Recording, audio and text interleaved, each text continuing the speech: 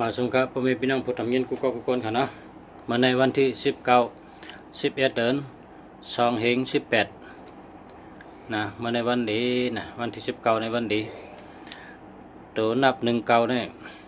เป็นตัวนับหลีเพราะเผอมี19นะจื่อเสียงดีคนหูจักง่ายนะคนหูจักง่าย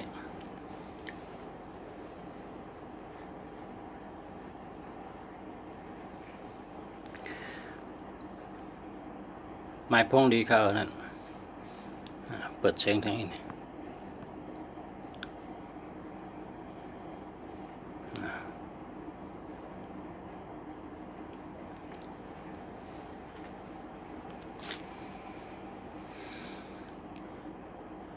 มาสงค่ะเพราะใครตัวหมายตัวนับอันอยู่ในพงนะเพราะว่ากำไตเป็นว่าหมายจากรัฐนะก็ถามมานะหมายจากรัฐก็ได้หมายเฮิรนก็ได้หมายก้าก็ได้นะถามมาอะไรกูลองครับนะเขาขาดรัฐลองแห้งตัวนับนะรัฐในที่ป่องมันเฮอพ่อแม่พี่น้องเขาได้ฮู้ตัวหนึ่งเป็นตาวันตัวสองเป็นเหลินตัวหนึ่งตาวันอันว่านั้นมันมีสายแรงค่ะมีสายแรงค่ะเพราะมีหนึ่งเนี่ยตัวหนึ่งตาวันตัวสองเหลินเหลินในตั้งหักหลีมีเงินตัวสามเป็นรองเข่งไล่รองอ่องเป้ตัวสามตัวสี่มอลัดมอจ้ามอลัดมอจ้ามอโอเปิลตัวห้ามีสติปัญญามีกองถามมาเอาได้ตัวเหตุก่อนมาสุงคาตัวก้อนในอ่อนตั้งค่ะเนาะมาสุงคา0925437514909254375149มันดีครับเพราะมี3773ในมันดีเอาแปดเลยนะ3773ในมันดีนะ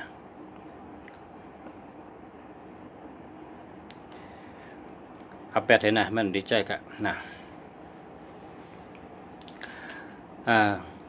ตัวหนึ่งเพราะเผอมีตัวหนึ่งเนี่ยบอกว่าเป็นปอเปิ้นเป็นผู้พวนโฮเปิ้นเป็นผู้นำเปิ้น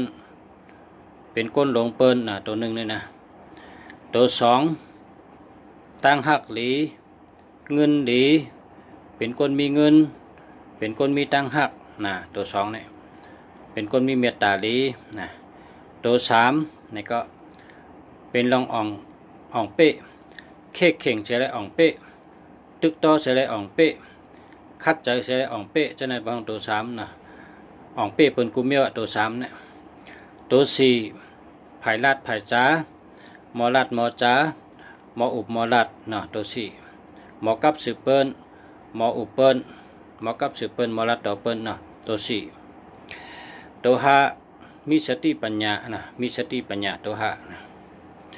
ลักแหลมมีตั้งหู้เป็นคนใจดีมีสติ063-540-6252 063-540-6252อันในปลาแสงเนี่ยว่ามันดีครับอันในเนี่ยศูนย์มีในกลางเนี่ยเพราะศูนย์มีในกลางเนี่ยมันมีเงินโหเพราะใจก็เงินโหมันมีเงินไรเอาแปดแทนเอาแปดเห็นกำในหามาด้วยตัวหกตัวหกในหมอเกี่ยวหมอเปียวหมอซื้อหมอมนหมอซื้อหมอต่อยติ่งเล็ดติ่งหมอต่อยไตยอหมอต่อยเครื่องหายตึงกูมิวฉะนั้นเป็นห้องว่าตัวหกในหมอปุบหมอเปียกเป็นคนเกี่ยวเปียวเป็นคนหมอเกี่ยวหมอเปียวหมอซื้อแล้วก็เป็นคนมีเงินเป็นคนมีเงินตัวหกเนี่ยกำในซ้ำด้วยทางกล้องก่อนนะ094-543-4287 094-539-4287 094-539-4287 5394287แคมแกครับแคมแกลีแกค่ะลีแกค่ะมาสุงค่าปอสระมาสุงค่าปอเมพี่น้องใต้เกาะกูก็ค่ะมาสุงค่า0925536638 0925536638นะอันนี้จะแล้วค่ะนะจะแนวอะแค่มาเรีย0646459939นะอันนี้แล้วค่ะนะแล้วครับจะแล้ว0940111132แล้วก็27อันนี้มันดีครับเอาแปดเลย094011322827นะมันดีครับอันนี้แปดเลยนะ094011322827อันนี้มันดีครับเอาแปดเลยนะเอาแปดเลยมันดีครับเอาแปดมันดีครับเนาะเมื่อกี้ลัดลองตัวหกกันเนาะตัวหกในมอเกี่ยวมอเปียวมอซื้อมออุบมอลัดใกล้ยุ่มใกล้โขเป็นคนมีเงินนะใกล้อุบใกล้เปียกใกล้ต่อยติ่งห้องความเล็ดติ่งห้องความต่อยกองต่อยมองมอกาหมอจอกหมอแวนนะหมอจับกับยาหลังกะหมอเฮ็ดกล้ามจะในตัวหกเนี่ยเกี่ยวคนกูก็ในหรือมีตัวเนี่ยตัวหกเนี่ยในหมายจากลัดชูเจ้าในให้มีตัวหกตัวในลีนะตัวหกในลีนะครับนะตัวหกในตั้งมีเงินกองปันตั้งเกี่ยวซื้อก็มันปันนะคำแนวมาตัวเจ็ดค่ะเนาะตัวเจ็ดในปังว่าใกล้นะครับใกล้วนพอวนแล้วเหตุการณ์ช้ำวนแทงช้ำเหตุการณ์แทงเจ็ดนี่นะเป็นคนใกล้นะ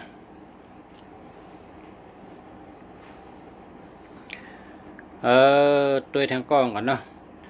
0948896265นะ0948896265เลีย0948896265ลีค่ะลีเต๊ะๆนะ0948896265นะลีเต๊ะๆครับนะลีเต๊ะๆครับลีเต๊ะๆครับเจอแล้วครับ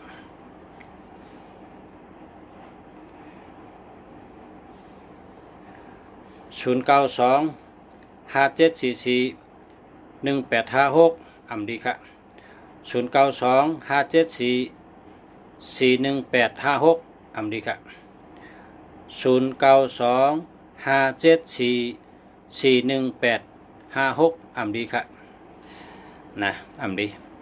1881ในเปิ้นเอาค่ะเนาะเปิ้นเอาค่ะ18นะ18ก็เปิ้นเอา81ก็เปิ้นเอานะเปิ้นใจ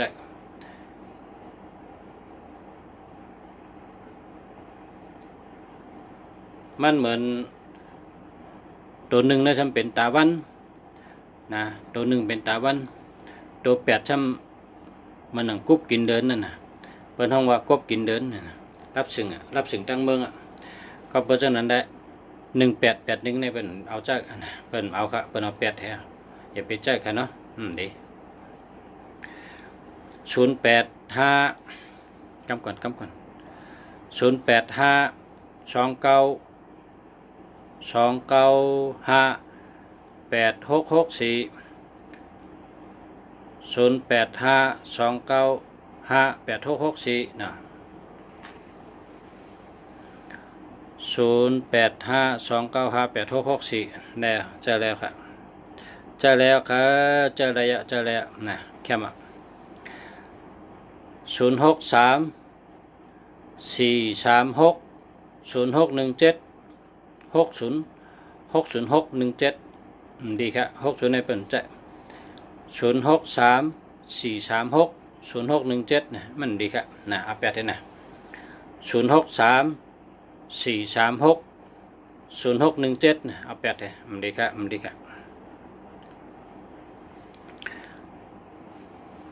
0949986265เนี่ยแค่มาค่ะเนาะแค่มาเดียว0933126752อันนี้มันดีครับ1331อันนี้ก็มันดี1221ก็มันดี67ก็มันดี เป็นเสืออย่าลืมลายกวนใจอย่าเมามังนะหมายพงลีครับเอาแปดให้นะ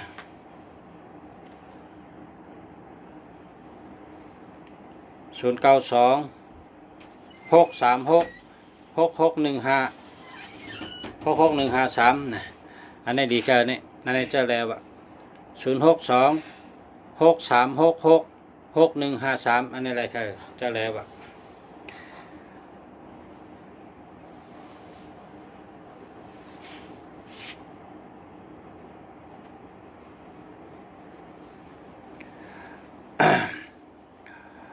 แล้วก็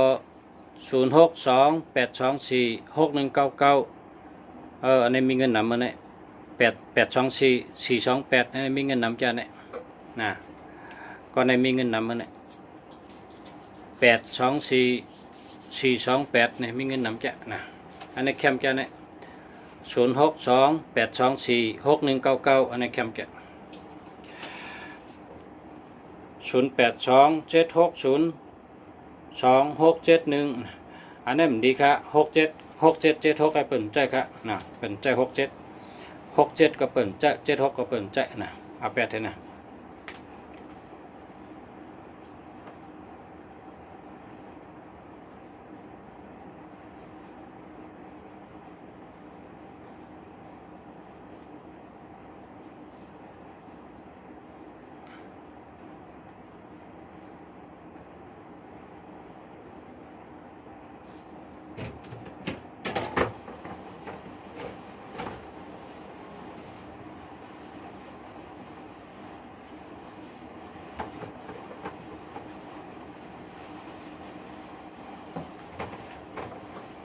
นำปัดรถ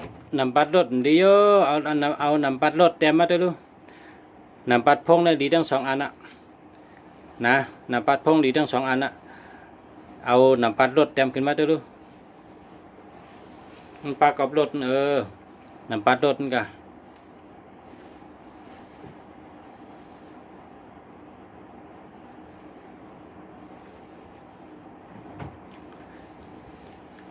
9713362858นะมี13อ่ะแต่13เนี่ยเป็นใช่ครับเนาะเพราะ13เนี่ยเป็นว่าต่อใช้อย่า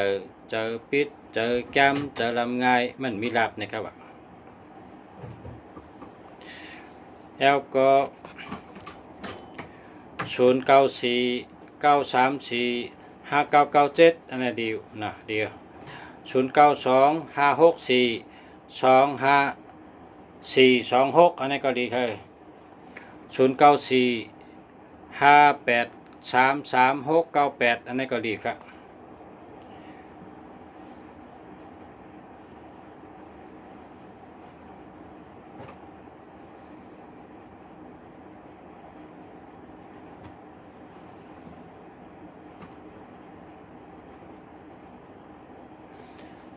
สา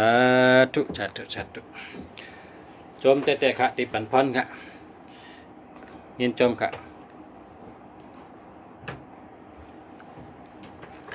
0949344597อันนี้ดีค่ะมาสูงค่ะ319อันนั้นแหละนะก็31นั่นแหละอุบัติเหตุ31นั่นแหละ1331ในรถล้นรถล่มรถดำรถจนรถผ่าล่มรถนั่นน่ะตัว31นั่นนะ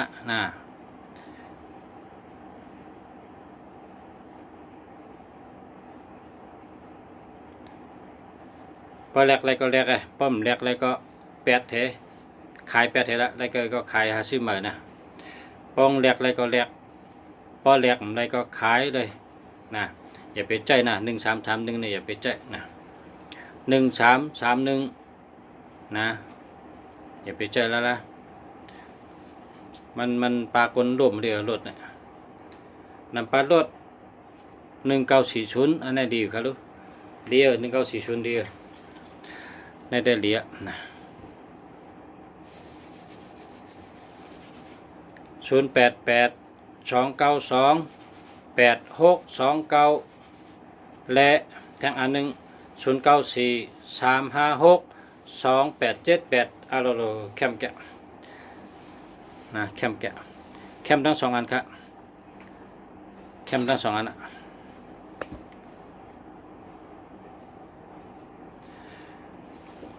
5037601316อันนี้มันดีค่ะมันดีค่ะใกล้ครับแปดเลยละพอมี1331เนี่ยไปเจอมันดีครับ0628247199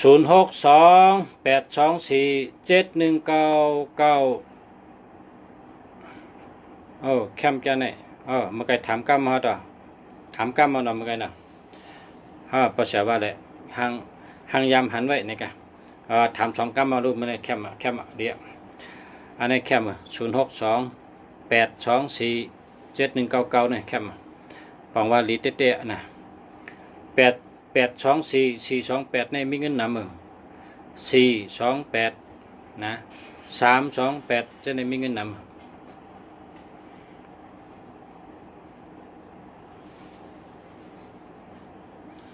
0863787905อันนี้มันมี37ในเปิ่นใจครับ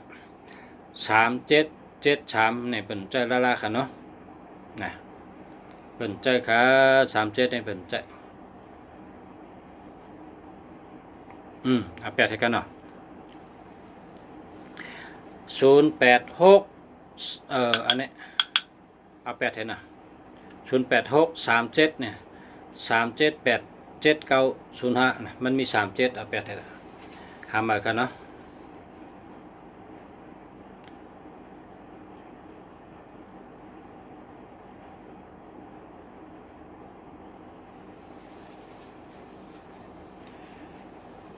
นำบัตรรถ242อยู่นะแค่มาค่ะเดียวค่ะ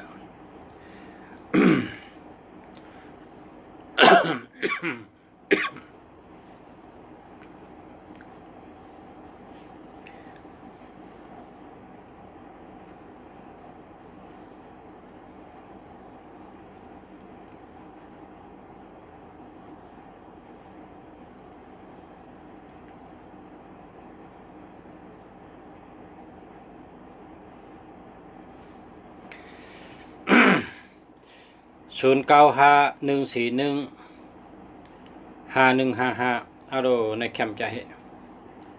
แคมจะภาษาปากกาลายเอาจะนั่นแหละภาษาปากกาลายเอา141ในอะโลสมิ15จำแคมจะนะ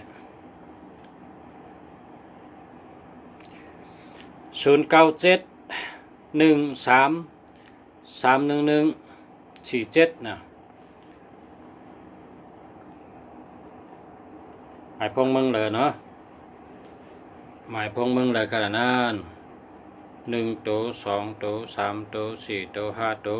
6ตัว7ตัว8ตัว9ตัว10หมายพงมึงไทยกัน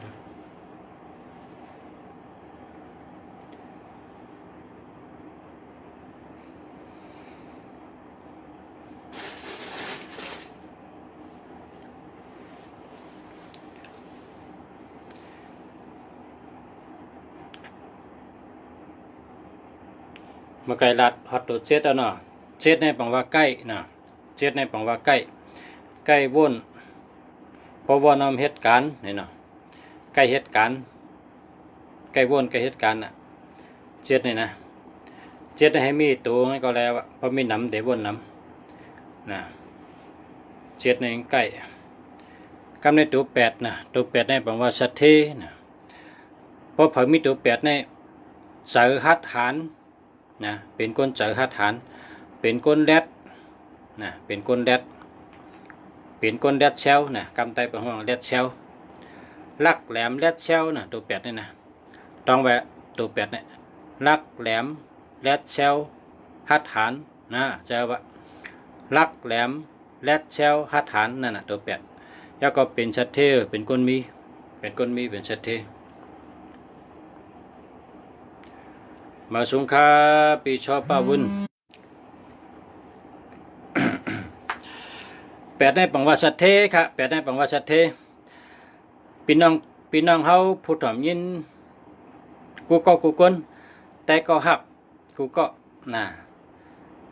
พอเผอเคยเป็นสัตเทหลอมด้วยหมายจักลาดตัวเก่าดู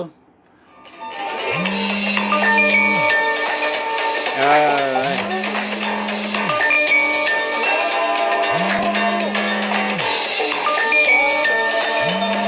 ก็คือขนาดนั้น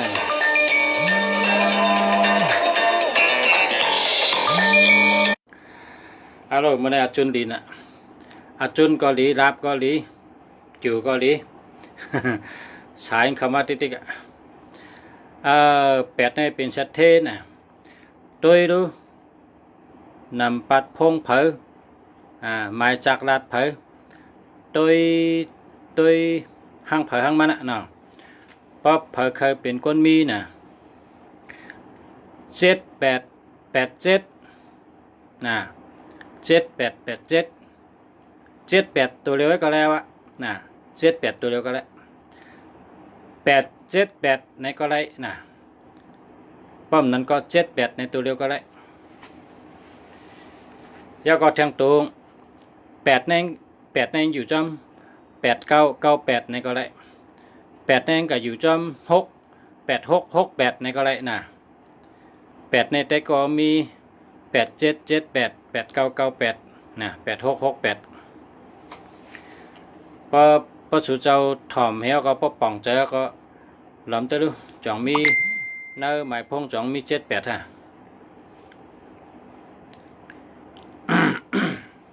พอมี78ก็สัตเทะนะคำในตัวทางกล้องกันนะ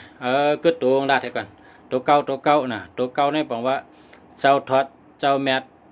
เจ้าหลีผีแมดคุณผีคุณสางคุณสิกยาพระเป็นเจ้าแมดนะเก่าเนี่ยบ่เผมีเนี่ยก็มันหลีเตะนะหลีกูเมียวแรดก็แรดลักก็ลักไว้ก็ไว้เฮ็ดสังก็ไว้เนี่ยวะเก่าเนี่ยตัวเป็นก็ได้กันเนาะเบอร์โทร0948765269นะอันนี้มันมี76พอมี76ในเปิ่นเอานะเปิ่นเอา76ในเปิ่นเอาค่ะเปิ่นเอาเปิ่นใจเปิ่นตื้อนะ76ในเอา8ให้นะ76นี่มันได้ครับนำปัดรถเครื่อง3564เร็วลีเตะค่ะเลียลีเตะค่ะลีเตะค่ะมันเลยแก่ค่ะพองเลยแก่เขาได้ลาดได้แก่เนี่ยมันเลยแก่อันดีกูตัว0947509871นะมันมีศูนย์ในกลางนะเพราะมีศูนย์ได้เลียวอะนะ0987858194โลเว้ยมันมี81พอมี81ในเป็นเปิ่นจะเอา8ให้ละนะ81เนี่ยมันใจกะเมา0628863365อันนี้มันเคยถามมาค่ะแค่มาเลียนะ0989986159อันนี้ดี0921859720อำดีค่ะอำดี18ในก็อำดี21ในก็อำดี2772อันนี้ก็อำดี20อันนี้ก็อำดีค่ะอำดีค่ะเอา8ให้นะ5499โลดีเตะนั่นดีเตะ5499ดีจ้ะเลียดีเตะค่ะ5499นี่นะ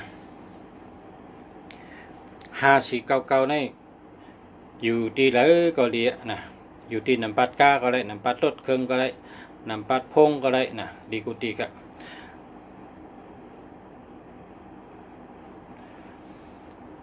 0619207842อันนี้มันมี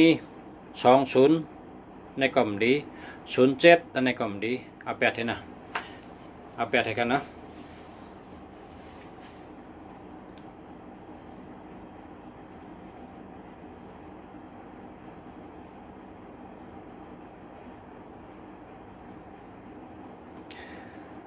ขอบคุณมากมากค่ะยินจมนำค่ะยินจมนำค่ะยินจมนำค่ะยินจมนำนะจมเตะขะยินจมเตะขะนั่นแหละเต็กแทงเต็กแทงเต็กหัวใจนำเต็กนิ้วมือนำนะย้อนเป็นว่าถัดเจอว่าแห้งเจอว่าน่ะแห้งเจอพอหันผมมีมือสีน้ำเงินปิวขึ้นในแห้งเจอโตขึ้นนะมันเหมือนคนแห้งเจอว่าเป็นว่ามีแห้งเจอนะเพราะว่ามีแห้งเจอนี่ลีเลยกูมีวนะแห้งเจอนะ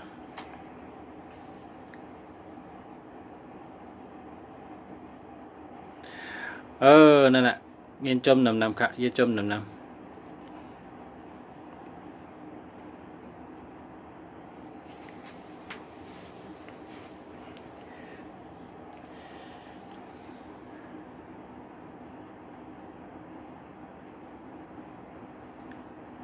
ยินจมนำค่ะ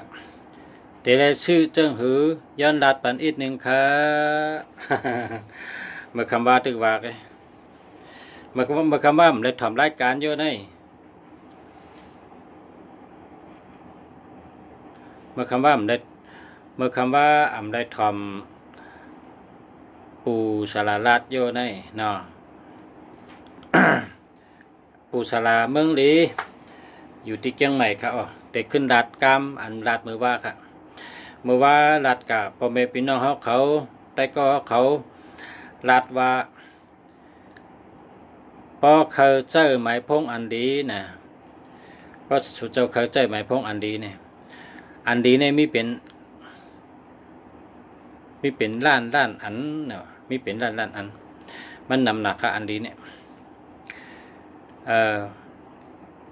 มันดีนำหนักอันติมดีนั่นก็โดได้หู้อันติอัมดีเนี่ยโดได้หู้มีอินไงมีหกกูครับนะหกกูเนี่ยมันดี1 2 2 1อันนี้เปิดตั้งหักดีนะเปิ่นเอา1 2 2 1อันนี้เปิ่นเอาอย่าไปเอา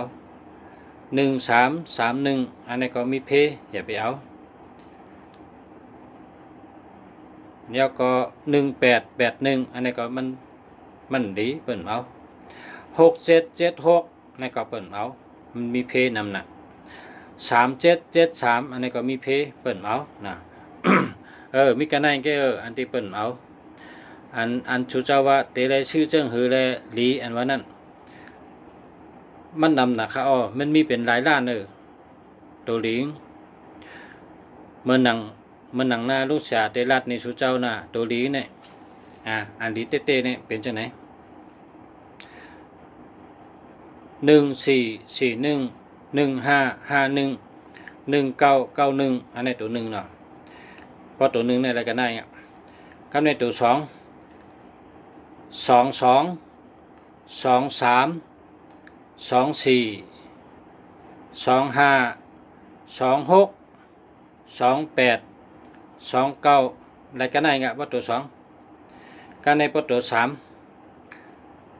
33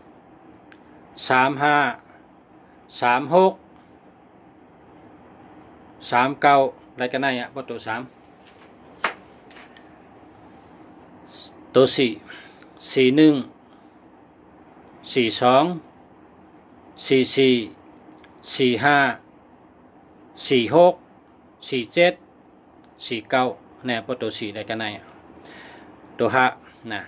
5 51 51 52 53 54 55 56 59เนี่ยประตู5ได้กันไหนตัว6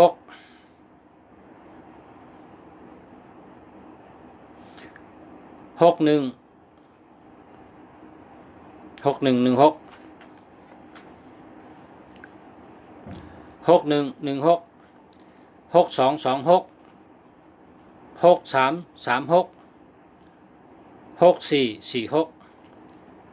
6556 6886 6996นะปอตัว6ปอตัว7นะปอตัว7 7447 7887 7997กันไรกันนั่นแกนะคำในตัว8ใน8228 8668 8778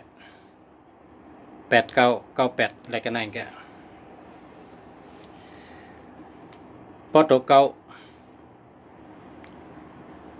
าได้เอากับป้องจุ่มเลยก็อะไรครับ99ก็อะไร91 92 93 94 95 96 97 98 99อะไรกูตีหาเก่าได้นะจุ่มเลยเงินนำค่านะปัจจัยได้เรีย8 7 8 9อันนี้เงินนำเลยเปิ้ลนะเพราะเผื่อเคยมีเงิน10 ล้านปากล้านเหงล้านหมื่นล้านเพราะเผื่อเคยมีเงินนำน่าใจวนว่าเคยมี10 ล้านปากล้านเหงด้านเปิ้นไหนก็ชื่อนำปัดพงชื่อหมายจากรัฐชื่อเบอร์โทรศัพท์เนี่ยตัวชื่อตัวได้ชื่อ8789 8789นะทางกำเนาะ8789อันนั้นก็87899นะเต็มปันให้รู้สีชมพูอุตสาห์เต็มเก่งก็เต็มปันให้รู้เปิ้นพี่น้องถามมาว่าอันใดมีเงินน้ำเนี่ยว่าเนี่ยนำเลยเปิ้นนั่นแหละมีเงิน10 ล้านมีเงินปากล้านมีเงินเหงล้านนะ8 7 8 9นะ8 7 8 9 8 7 8 9 9นะเต็มปัน2 แถวเลย8 7 8 9ในแถวนึง8 7 8 9 9ในแถวนึงนะอันนี้มันไล่ต่อถึง1ถึง 9นะนาลุงศาสตร์รัฐในสูตัวมีเงินนำอันว่ามีเงิน10 ล้านมีเงินปากล้านมีเงินเหงล้านไรตัวนับในมันเหมือนจังหนังก้านะรถเก๋งก็เป็นขี่จอแค่รถเก๋งนั่นขี่จอก็ในปนรถหลงนะปนรถหลงซ้ำต่างตุ่มไรต่างพื้นไรต่างไม้ไรต่างนักไรอันนั้นรถหลงนำปัดพงในก็ป้องตัวใหญ่ในก็มันหลุดเงินมาก่อนใหญ่ป้องตัวเล็กมันหลุดเงินมาก่อนเล็กนะเพราะตัวเล็ก2 3 2เจ้าไหนนะมันเอาเงินมาเรียกกันแค่ตัวเตะปอใจมันแค่ปอใจกันนะเพราะตัวใหญ่ก็มันก็เลยเอาเงินมานำนะนักกำผาในเมืองอันเปิ้นเฮ็ดใบหมักมีขึ้นเยอะมาสูงเมืองหนังเมืองไทยเนี่ยเปิ้นพอเปิ้นใจในเปิ้นทัดฉางด้วยแห้งตัวนับนะอันหลายใจ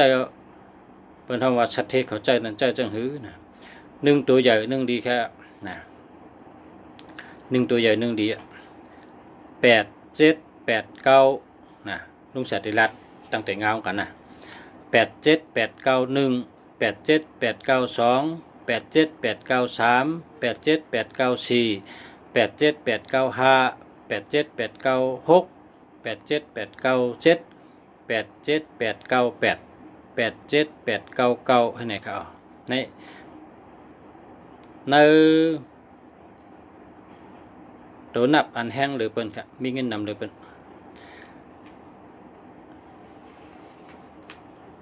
เงินจุ่มใหญ่จุ่มนำค่ายินจุ่มใหญ่จุ่มนำค่านะการในตัวบันทะเบียนรถ3500อันนี้ดีค่ะ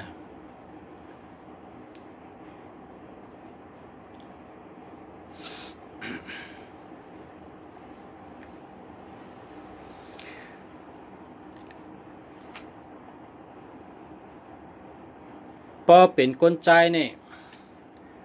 นะพอเป็นก้นใจนี่3223เนี่ย22จ้ะเนี่ยอย่าไปใจนะอย่าไปใจมันเฮ็ดให้เป็นก้นอ่อนแอเป็นก้นอ่อนๆนะเปิ้นโดดใจในแคมป์น่ะเนี่ยใจอันลุงเสียเขารัดเนี่ย7ตั้ง8เนี่ยคนใจเนี่ยหรือได้มี7 8นะ878ป้อมนั้นก็539นะ5335นี่ก็อุบไหลก้นหมอก2ปากกันนั่นนะพอเผอมี5335นี่อำนาจบารมีพุ่งตะโคนั่นอุบเปิงไหลก้น2ปากถึง3ปากนะก้อยกะพอมี8 7 8 9ได้อุบเปิงไหลก้นตั้งหนำตั้งไหลค่ะ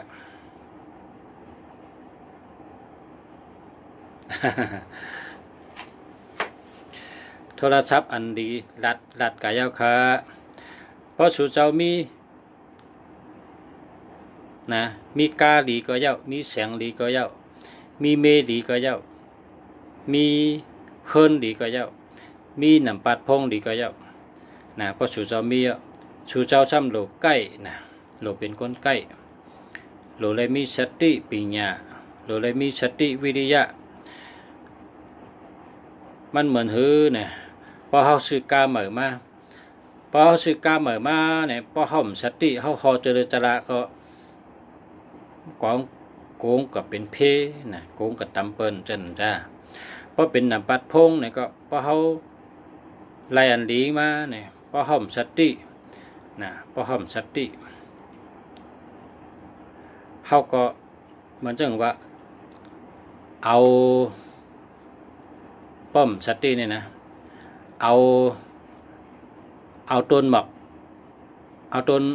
ต้นไม้เนี่ยกับผูกเนื้อหัดทรายเนี่ยในฝั่งทรายเนี่ยตีเนื้อทรายนั่นมันต้นไม้มันออกแหละตีนทรายน้ำเนี่ยต้นไม้มันออกแหละมันขึ้นเยอะเลยก็เปิดเนื้อทรายนั่นมันมีธาตุดินครับมันมีทรายแค่ต้นไม้ทั้งก็ออกแหละหมายพงเนี่ยพอเฮาไหลมาเนี่ยเพราะว่าเฮาฮู้ว่ามันดีเนี่ยเฮาหลูฮับตอนมันดีเฮาหลูฮับตอนมันดีว่าซอยเฮาหาเงินซอยเฮาหาการหางานซอยเฮาปกป้องเฮาเป็นสัตว์ที่ในใจเฮาในเฮาวนจังได๋พอเฮาวนเนี่ยเฮามีตังหยุ่มย้ำพอเฮามีตังหยุ่มย้ำเฮาสำคัดเจอนะคัดเจอใกล้โทรหาลองกล้าลองขายลองขันกุ่นขึ้นลงว่ะลองขันเงินว่ะลองการงานว่ะเจ้าเนี่ยเอาเวอร์โทรีเนี่ยอุบลองการงานนะเอาอุบลองการงานเอาอุบลองการอะไรเงินมันนะก็ในพอเป็นเบาห้ามพอได้อุบสาวในซ้ำหรือเอาเวอร์เมตตาลีตั้งหักลีนั่นแทงอันไว้แทงเครื่องนึงพอเขาหรืออุบสาวเขาก็เอาตั้งหักลีเมตตาลีนะ5-6-2-4นะ5-6-2-4ฉะนั้นอันนั้นอุบสาวอุบเบานะก็ในพวกหมายพงลีมันจึงว่าหมายพงแก่จ้าอันพอเสียแต้มปันในเมื่อไกลในซ้ำปกป้องเพราะว่ามันเฮิงขึ้นใหญ่มาสูงหาเงินได้นำมากมีเงินคำมันได้มานำนะได้มาง่ายอำป้อเฮอนะอำป้อเฮอเพราะสู่เจ้าอยู่เมืองไทยในสู่เจ้าเล็บเห็นด้วยสัตเทเขาจ้านก้นสัตเทนั่นเขาเจอนำปัดพงจ้าใหญ่หลายนะเมื่อป่นมา3 ปี 4 ปีนี่ราคาหมอก60,000ก็อันดีๆฮะนะเมื่อไหนเพราะอันดีมันเนี่ย450,000อันนั้นก็หลักแสนกะนุ่งสาว่าได้หลักแสนเป็นเจ้านั้นค่ะมันกาหนาวค่ะตัวเดียวนะ กานาครับ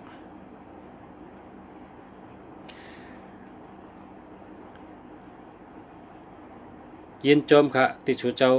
สนใจนะเพราะชูเจ้าสนใจในปังว่าชูเจ้ามีบารมีตัดได้เป็นเจ้าของมันได้ค่ะนะตัดได้เป็นเจ้าของมันได้เพราะเขาเคยไรหังชบเขาก็หลุดรัดใจเขาก็หลุดจับเขาจังไกไรมากค่ะเพราะเขาใครเป้เปิ้นใจเขาก็หลุดเป้อันตั้งค่ะเพราะใจเขาเป้ชบเขาหลัดเขาจังไกเอาตัวเฮ็ดจังไกเป้เปิ้นเขาต้องหยุ่มย้ำน้ำกัดตัวเก่าเขาต้องหยุ่มย้ำโคดีตัวเก่าอันมีไว้จับตัวเจ้าเก่ามีโคสองดีห้ามีแสงดีห้ามีหนำปัดพงดีห้าเนี่ยเพราะเขามีของดีเนี่ยเขามันเจอเพราะเขามันเจอเนี่ยเขาเฮ็ดสังก็เขาก็เลยลองอ่องเป๊ะนะเขาเลยลองอ่องเป๊ะการงานกูลองอันเท่าเฮ็ดอยู่แล้วไปอ่องนั่นย้อนว่าตัวเจ้าเก่าอ่ำหยุ่มน้ำกัดเจ้าเก่าถึงตีก้อยเพราะเจ้าเก่าหยุ่มย้ำน้ำกัดเจ้าเก่าถึงตีการกูเมียวอ่องกูเมียวอันเจ้าเก่าอ่ำเฮ็ดไรตื้นมีเหเมียวตื้นเฮ็ดไรกูเมียวตื้นเฮ็ดเดี่ยวอ่องกูเมียวนะใครเป็นสังใครเฮ็ดสังใครไรสังในเฮาใกล้วนถึงลองนั่นเฮาเจอจับลองนั่นตาเสและคัดเจอลองนั่นมันตื้นอ่องมามันตื้นเป็นมาค่ะอันนี้เป็นข้อความเจ้าของกนหมักมีหลงในกำผาเขาเจ้าหลัดจังนั้นนะเพราะชูเจ้ามีถัดใจว่าเคยหู้นำปัดพ่องเมียวเลยมีเงินนำเนี่ยปังบาชูเจ้ามีตื้อตังวันนะชูเจ้าจะเป็นคนสัตเทจะเป็นสัตเทพอเขาหลัดพอเป็นหลัดอ่ำชนเจออ่ำเอาใจใส่นะอันนั้นเป็นห้องว่า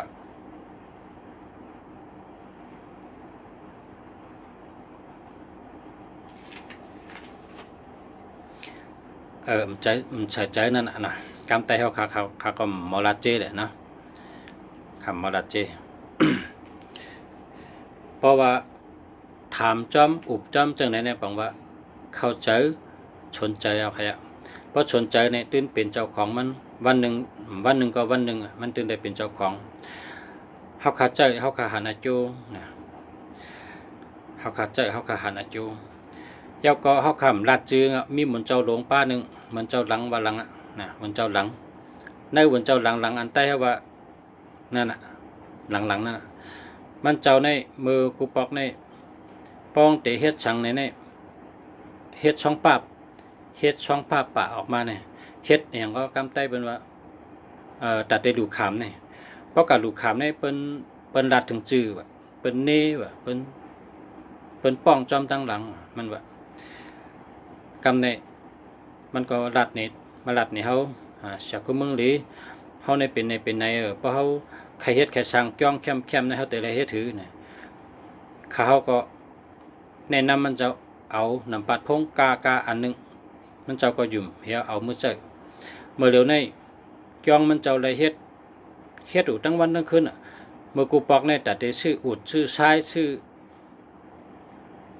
เครื่องไม้เครื่องมือเครื่องเล็กกูเมียวเนี่ยไรสั่งซื้อเอาค่ะตัวเร็วเนี่ยมันไรสั่งซื้อค่ะสอนว่าเจ้าเสียลาดเนี่ยมีคนมาหลู่มันเป็นกองนะหมักอุดก็เหลือซ้ายก็เหลือปุนก็เหลือเล็กก็เหลือกูเมียวยาวก็เจ้าเสียว่าเป็นกองนำเนี่ยยาวก็กาเนี่ยเป็นมาหลู่3 กันนะตัวเดียวเนี่ยมี3 กันเป็นมาหลู่เมื่อกูปอกเนี่ยมีค่ะมีอันนี้เป็นอันเตงค่ะนะเพราะว่าช่างว่าเจ้าเลยเคยหันกับตาก็เข้ากันนี้ก็เลยนะใกล้ๆในได้เขาขำดัดจื้อก็เบอร์เขานับถือเจ้าเ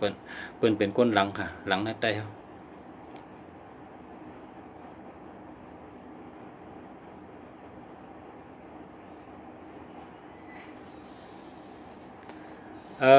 หมายพ้องชูเจ้าอันล่มลดมือหักนั่นมันดีมันมี76นะ76ในกล่มดี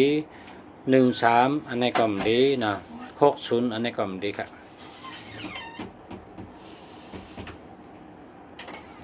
เนาะมันเอาแปดให้กันเนาะ1331อย่าไปเจอ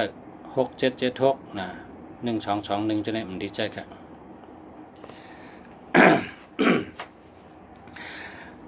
ยินดียินจมครับเมื่อเร็วข้าวยามก็เตรียมมาค่ะเนาะเมื่อพกเมื่อคือเขาค่ะพอมีข้าวยามตัวตันก่อยมาลัดต่อกันทั้งค่ะเนาะมันในก็ย้อนดีกันในกันครับมาสูงกูก็กูกนค่ะย้อนสู้เฮอขึ้นใหญ่มาสูงเฮอมีเงินมีคำกันนำค่ะเนาะอะไรเป็นคนมีเงินนำกันกูก็ค่ะนะค่ะมาสูงกูก็ค่ะ